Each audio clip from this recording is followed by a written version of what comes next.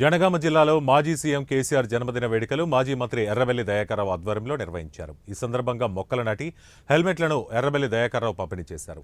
BRS మండల party ఆధ్వర్యంలో కేక్ను cut చేశారు.